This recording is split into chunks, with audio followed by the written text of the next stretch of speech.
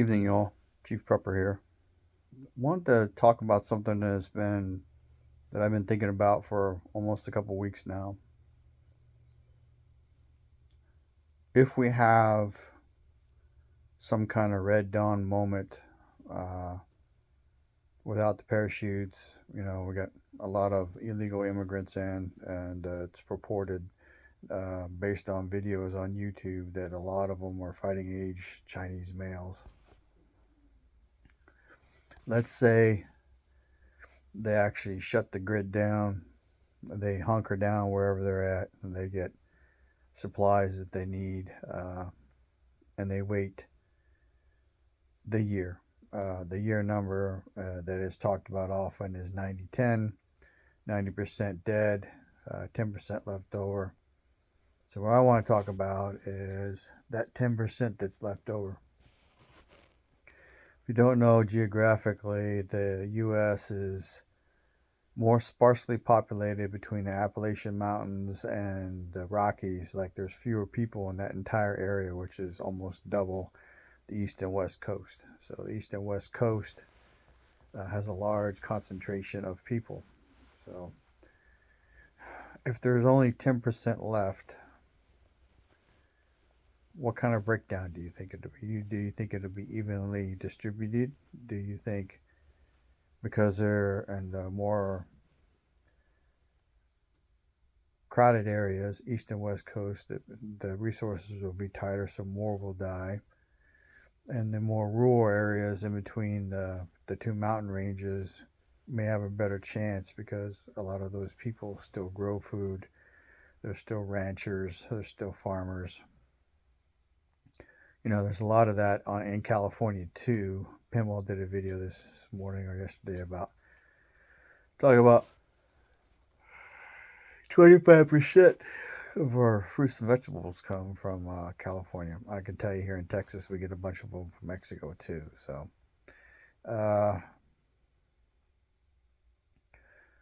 I want to believe that 10% will be higher because I think there are a lot of, I'm going to coin the term or use the term, closet preppers, as in they're prepping and they're just not telling anybody.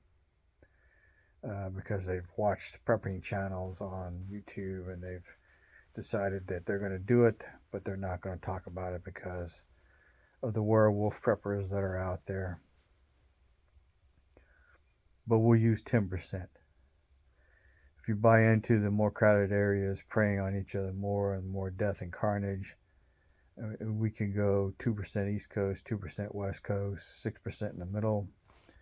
If you buy into they'll do better because there's more people, then you could do 3% East Coast, 3% West Coast, and 4% in the middle. And then adjust the numbers if you want to give us a better fighting chance at 20%.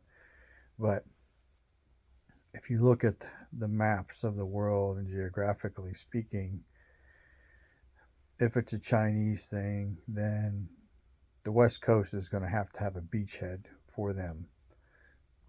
There's a chance that they could go all the way around and come up to Mississippi, which is another avenue of approach. But that leaves the West Coast for Iran. Because Iran and North Korea, North Korea, China, and Russia will be on the West Coast, and Iran will be on the East Coast. So think about that. Think about the 90-10 rule that is greatly talked about, generally accepted. Think about where you're at. And think about if you can survive without electricity for an extended period of time. And realize when and if it ever comes back on, that will probably be followed by a knock at the door or at your gate of your property by somebody who's probably not American. Think about how you're going to survive that. Think about what you're going to do.